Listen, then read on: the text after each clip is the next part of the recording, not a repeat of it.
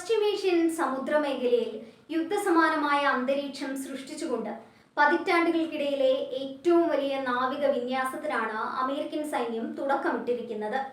മേഖലയിൽ നിലവിലുള്ള 2 വിമാനവാഹിനി കപ്പലുകൾക്ക് പുറമെ മൂന്നാമതൊന്നിനെ കൂടി അടിയന്തരമായി നിയോഗിക്കാനും ആയിരക്കണക്കിന് സൈനികരെ അധികമായി വിന്യസിക്കാനുമുള്ള വാഷിംഗ്ടണിന്റെ തീരുമാനം അന്താരാഷ്ട്ര തലത്തിൽ വലിയ നയതന്ത്ര ചലനങ്ങൾ സൃഷ്ടിച്ചിരിക്കുകയാണ്. ഇറാനുമായുള്ള കഴിഞ്ഞ ദിവസങ്ങളിലെ ഏറ്റുമുട്ടലുകളിൽ അമേരിക്കൻ നാവികസേനയ്ക്ക് ചില തിരിച്ചടികൾ നേരിട്ടതായും അതിനെ തുടർന്നുണ്ടായ ജാഗ്രതയുടെ ഭാഗമായാണ് ഈ വമ്പിച്ച സൈനിക നീക്കമെന്നും റിപ്പോർട്ടുകൾ സൂചിപ്പിക്കുന്നുണ്ട്.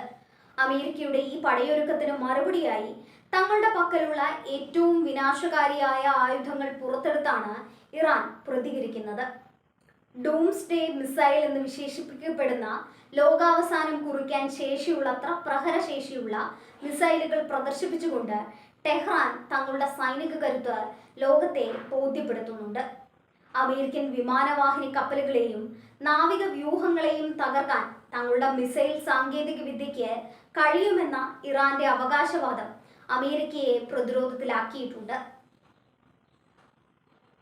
ഈ ശക്തി പ്രകടനം കേവലം ഒരു മുന്നറിയിപ്പല്ല, മറിച്ച് ഏതാക്രമണത്തെയും നേരിടാൻ രാജ്യം സുസജ്ജമാണെന്ന പ്രഖ്യാപനമാണ്. പ്രസിഡന്റ് ഡൊണാൾഡ് ട്രംപ് വെടിനിർത്തൽ കാലാവധി ചില നിബന്ധനകളോടെ നീട്ടിയിട്ടുണ്ടെങ്കിലും പശ്ചിമേഷ്യയിലെ സൈനിക നടപടികൾക്ക് അദ്ദേഹം പച്ചക്കൊടി കാട്ടിക്കഴിഞ്ഞു. സമാധാന ചർച്ചകൾ പരാജയപ്പെടുകയാണെങ്കിൽ ഇറാനുമേൽ സൈനികാധിപത്യം ഉറപ്പിക്കാനാണ് അമേരിക്കയുടെ നീക്കം.